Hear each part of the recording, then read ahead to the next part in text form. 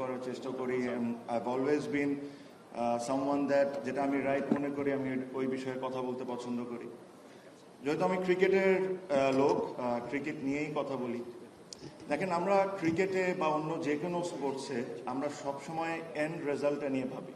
বাংলাদেশ জিতলো, হারলো, ভালো খেললো, খারাপ খেললো, আমরা সবসময় এই জিনিসটা নিয়ে ভাবি।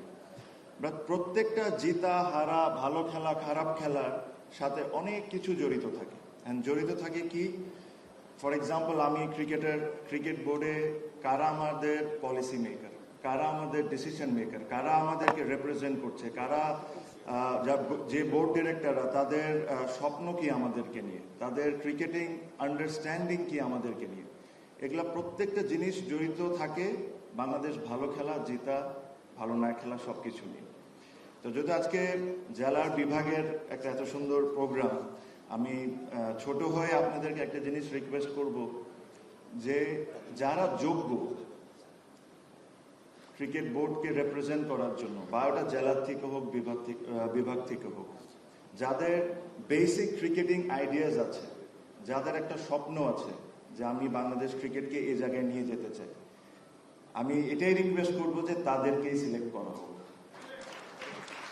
বিকজ অতীতে আমরা অনেকবারই দেখেছি যে যখন জেলা বা বিভাগ থেকে আসেন তখন তারা জেলার বিভাগের থাকেন, ঠিক যখন ওনারা ক্রিকেট বোর্ডের ডিরেক্টর হন তখন ওনারা ক্রিকেট বোর্ড ডিরেক্টর হয়ে যান, জেলা বিভাগকে ভুলে যান। এখন অনেক জেলা বিভাগে আমি যাই, চিটাগংয়ে আমি নিজেও গিয়েছি, কয়েকদিন আগে বরিশালেও গিয়েছি। অনেক জেলা বিভাগ এখনো আছে যেখানে স্ট্যান্ডার্ড মেনটেন করে একটা ক্রিকেট লিগও হয় না। ক্রিকেটকে আমরা বলি বাংলাদেশের সবচেয়ে বড় স্পোর্টস, অবশ্যই football and other sports, my respect to all, but যদি আপনি বাংলাদেশের সবচেয়ে বড় স্পোর্টসকে এইভাবে করে যদি আমরা ট্রিট করি, এই জেলা বিভাগ থেকে কিন্তু ডিরেক্টর হচ্ছেন, এই জেলা বিভাগ থেকেই কিন্তু ওনারা পলিসি মেনটেন করতেছেন, বাট তারা যদি তাদের জেলা বিভাগের জন্য কাজই না করে তাহলে ওনাদের তো আমার মনে হয় কোনো প্রয়োজন নেই ওই ধরনের লোকরে ক্রিকেট বোর্ডে আসা।